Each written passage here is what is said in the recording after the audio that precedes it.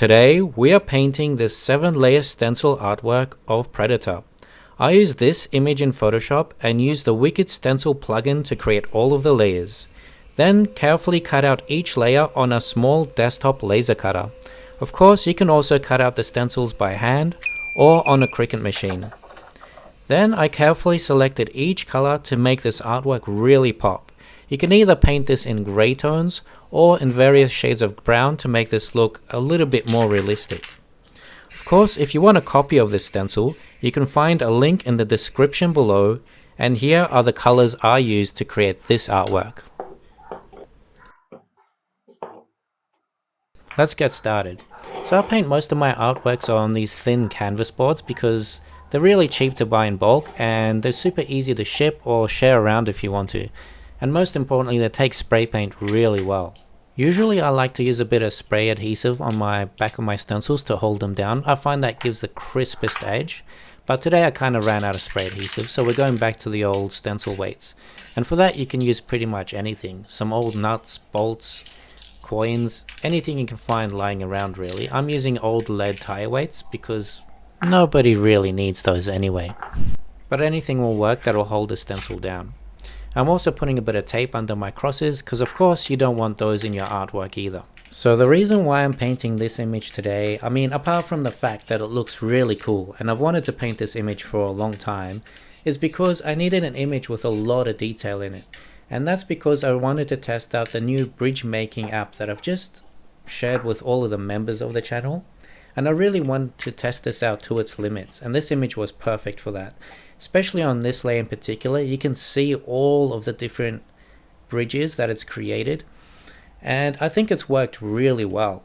I would actually challenge you guys to see if you can find any bridges in the final artwork as well, because you'll see quite a few, but if I didn't tell you they were there, would you even notice? Bridges are also one of those things that every artist does differently. On this channel, I always tell you guys to hide them under the layer above, and that's because if you want to create more realistic stencils, then it's kind of better to hide them in my opinion. But some other artists that I really like also make their bridges quite obvious and integrate them into their artworks. And sometimes if you want to create single layer stencils, then you don't really have a choice. You either get really clever with the bridges or you just make them look really cool. While I was actually making this stencil in Photoshop, I separated all the layers out and then actually created them in various shades of grey as I usually do. But then after I cut them out, I actually decided last minute just to try and paint it in color. And I'm really glad I did because it works really well with the yellow and I feel like it adds a bit more realism to the actual artwork. I also feel like I want to start experimenting a bit more with different sort of colors and different palettes, just so I can share more with you guys, because while painting in grayscale is my favorite and I feel like you can create some really amazing deep artworks just using different shades of gray, you know, sometimes you need to step out of your comfort zone and start really experimenting a little bit more. So that's something I'd really like to work towards, but you know, that's something I could spend an entire career trying to do. So let's see how that goes. And one thing I didn't mention is that in between all of my layers, I also do use a hairdryer just to make sure the paint dries between layers, because the last thing you want is to put a new stencil down and then it peels off with all of the paint from the previous layer. So make sure you paint in really light layers, dry it off, and then paint your next layer, because that's the best recipe for success. And I think this artwork has come out looking so good. I'm really happy with how sharp all the edges are and the amount of detail that I've managed to capture with this one. You know, for a stencil that I created using the Cricut Stencil plugin and then exported all the layers straight into the new bridge making app, I think it's come out really well.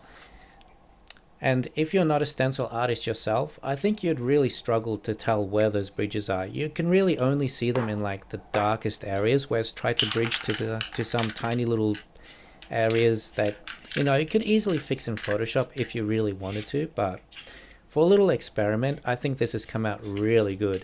And as a stencil making system that I've made, you know, there are people out there who can hate on it and not really like it. But, you know, this is intended for beginners and to really help beginners become stencil artists and navigate some of the more difficult areas of making more realistic stencils. So if you guys want to start getting into stencils, or you want access to this stencils, anything you need to make stencils and become an awesome stencil artist is in the description below.